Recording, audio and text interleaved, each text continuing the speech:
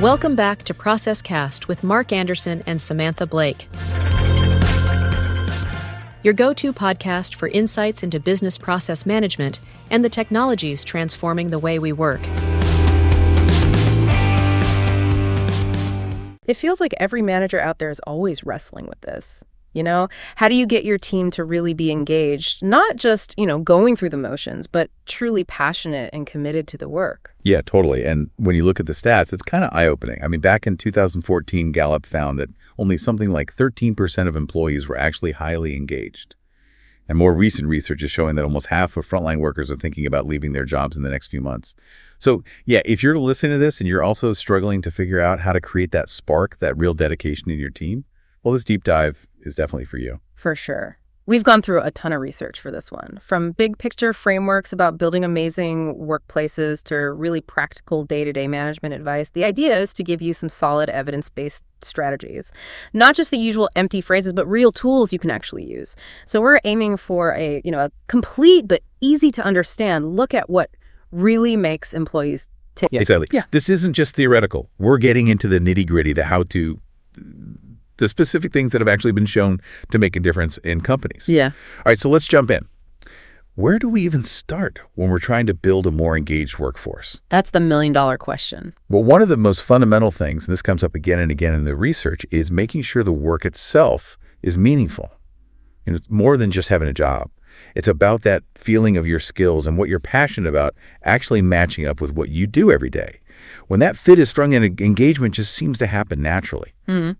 And the evidence is studies have shown a clear link between giving people more autonomy, more decision-making power, more time, more support, and, a real increase in profitability. Yeah, that makes sense. People want to feel like what they're doing matters, that they're not just cogs in a machine. Yeah.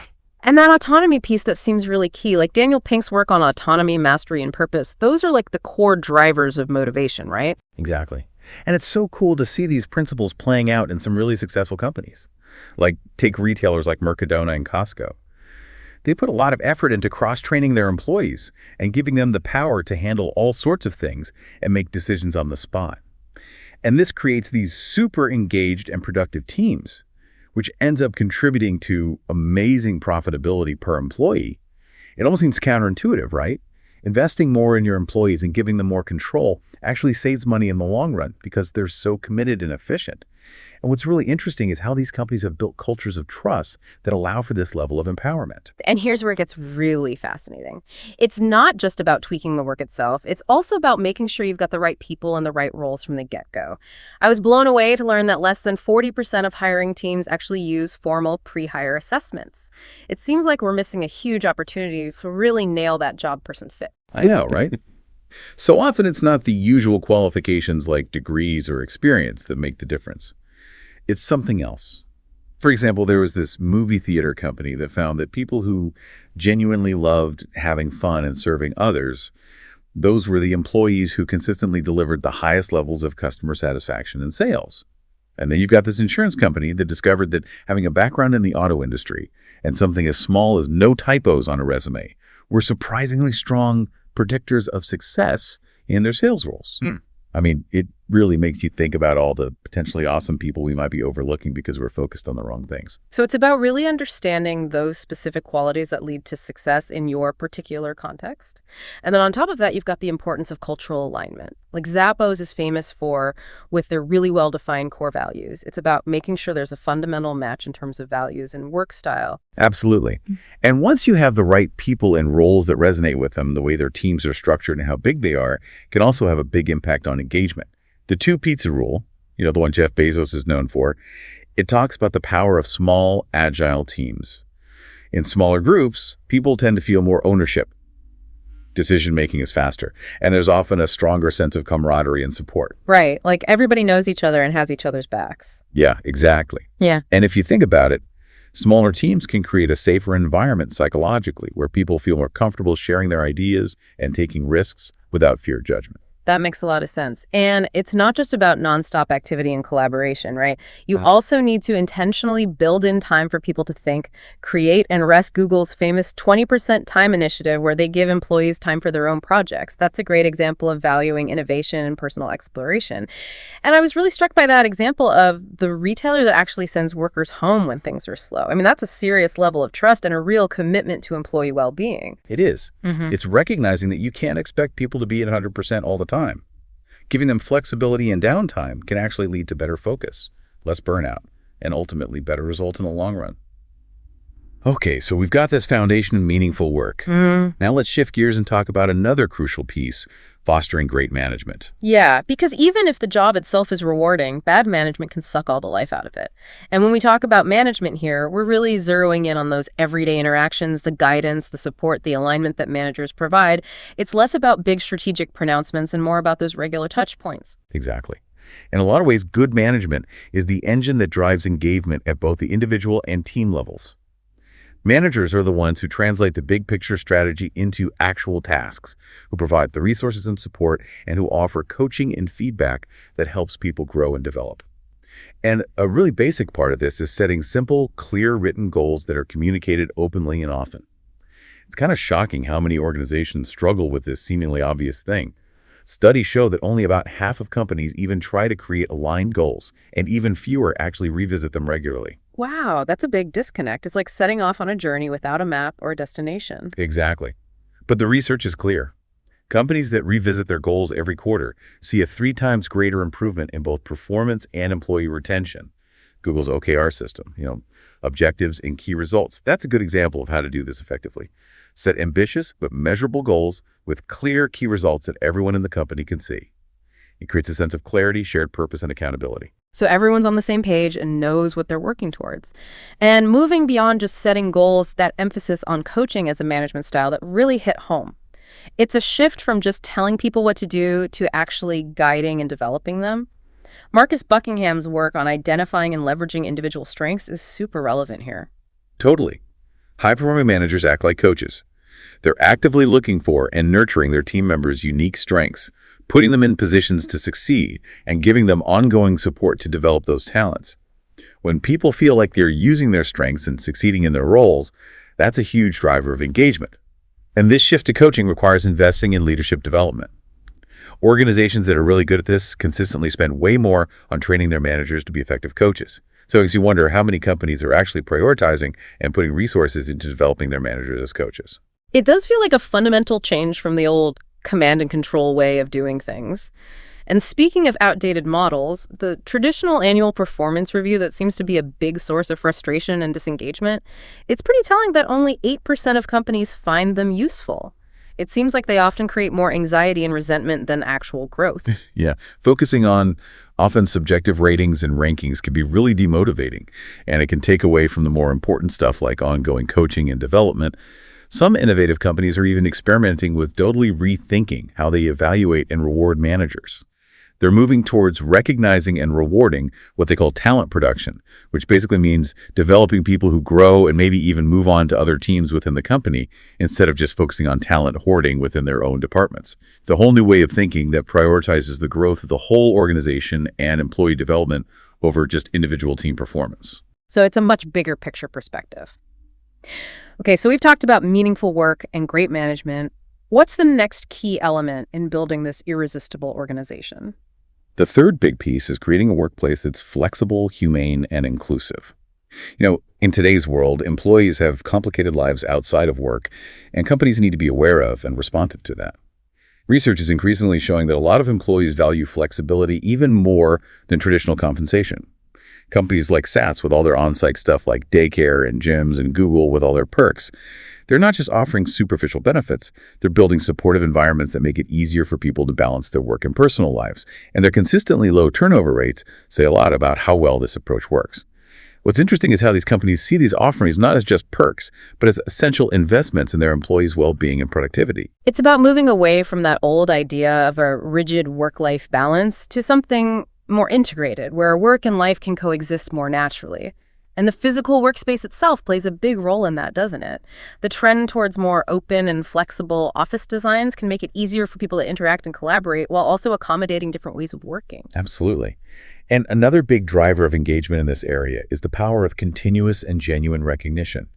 It might seem simple, but consistently showing appreciation for what your employees do can have a huge impact on morale and commitment. Studies show that companies that are really good at recognizing their employees have much lower rates of people quitting. And creating social reward systems where recognition can be easily shared among peers can amplify this even more. Like JetBlue had this peer-to-peer recognition program, and it led to a crazy 88% increase in employee satisfaction. It's a great example of how powerful this can be. And there's even a physiological aspect.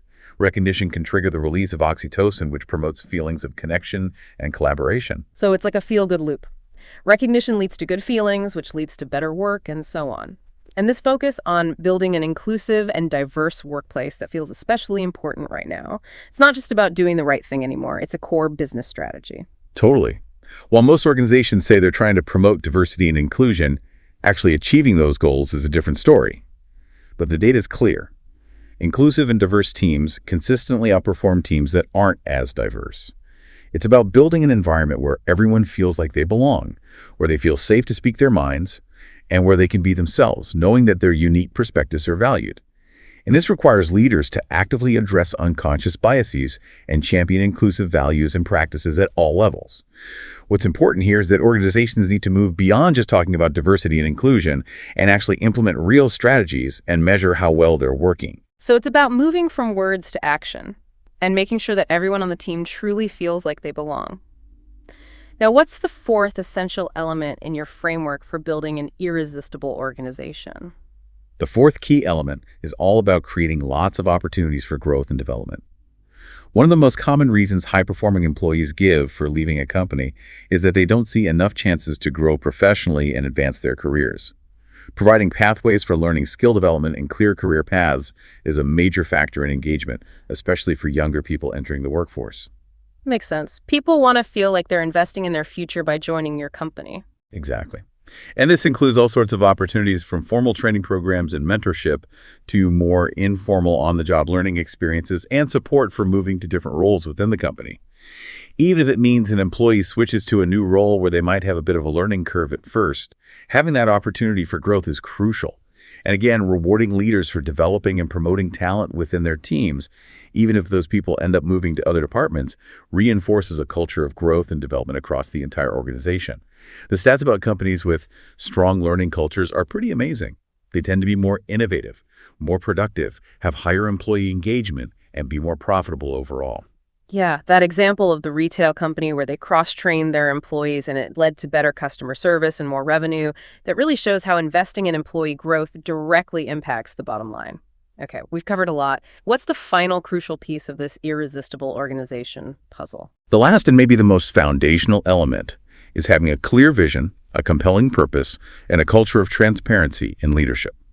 Our research points to 4 key things leaders do that directly affect employee engagement. The first is developing and consistently communicating a strong sense of purpose that goes beyond just making money. It's about articulating the value the organization brings to its customers, its stakeholders, and society as a whole. Companies that are truly mission-driven tend to be much more innovative and have much higher employee retention. So it begs the question, how clearly articulated and widely understood is your organization's purpose? Yeah, that's so true. People are increasingly looking for work that aligns with their values and contributes to something bigger than themselves. You know that classic story about the NASA janitor who said his job was helping put a man on the moon? That perfectly captures the power of a clear and inspiring purpose? It does. And the second key thing for leaders is transparency, especially in today's world where information travels so fast. Being open and honest in your communication, even when things are tough, is essential for building trust within the organization. Whole Foods' radical transparency about salaries might be an extreme example, but it highlights how important openness is, especially for younger generations who really value authenticity and transparency in their employers. So it's about creating a sense of trust and authenticity that starts at the top. Exactly. Third, effective leaders consistently invest in their people and their development, their well-being, their everything. Research shows time and time again that companies that go above and beyond in these areas tend to keep their employees longer be more innovative, have happier customers, and be more profitable. And finally, senior leaders play a huge role in inspiring the whole organization through what they say, and more importantly, what they do.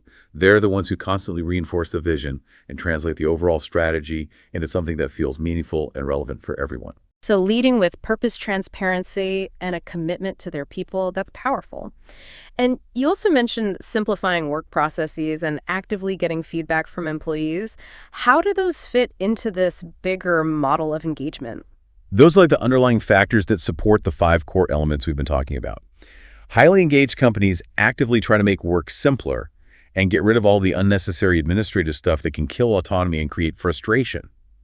Environments that are too complex and don't empower people can lead to more stress and disengagement. Southwest Airlines' success is a great example. They've always been about simplicity and empowering their employees. And it's just as important to have solid ways of getting regular, unbiased feedback from employees through things like pulse surveys and employee sensing platforms. This constant feedback loop helps organizations figure out what they need to improve, see how well their engagement initiatives are working, and most importantly, show employees that their opinions matter and that they're being heard. It's like having a finger on the pulse of how everyone's feeling. Yeah, those feedback mechanisms are crucial for getting a real-time sense of what's working and what's not. It allows for adjustments on the fly and a more agile approach to engagement. It turns employee engagement from just an HR thing into a core business strategy. For sure. And even something as simple as how you run team meetings can have a big impact on engagement. It's about moving away from that traditional leader-centric model. Right. So things like making a point of talking less as the leader rotating who leads the meeting and creating a safe space where people can disagree without fear, those all sound like really practical ways to empower employees and create a sense of ownership. They are. Asking questions like, what did I miss? Or what could go wrong with this plan? Really shows that you value different perspectives. For sure. Yeah. And it's important to remember that the people who are most likely to challenge the status quo are often the ones who are most engaged. They're the ones who really care about the company's mission and want to see it succeed. Telling those passionate people to just fall in line can be really demotivating. Instead, the focus should be on helping them channel their passion and critical thinking in ways that benefit the organization. Exactly. It's about harnessing that energy and using it for good. So to sum it all up, it's pretty clear that there's no magic bullet for improving employee engagement. It takes a multifaceted, holistic approach to building what you've called an irresistible organization, focusing on meaningful work, great management practices, a flexible and inclusive environment, tons of opportunities for growth and development in leadership that's transparent and purpose-driven. Exactly. Those 5 elements are all interconnected, and they work together to create a system where people are engaged. It's about going beyond just trying to keep people from quitting and actually creating a place where they truly want to work, where they feel valued, and where they're empowered to do their best work. This has been a super insightful conversation. It's given us a really solid framework for understanding and actually doing something about the things that drive employee engagement. So for you, the listener, as you think about everything we've talked about, which of these elements really resonates with the challenges you're facing in your own team or company? And maybe even more importantly, what's one small concrete action you can take right now to start building more engagement? Maybe it's changing how you run your next team meeting or having a more intentional conversation with someone on your team about their career goals. We encourage you to really dive into these concepts, explore the ideas behind irresistible organizations, and check out the different tools that are out there for getting ongoing feedback from employees. Thanks for joining us for this deep dive. Absolutely. It's been a pleasure. Until next time.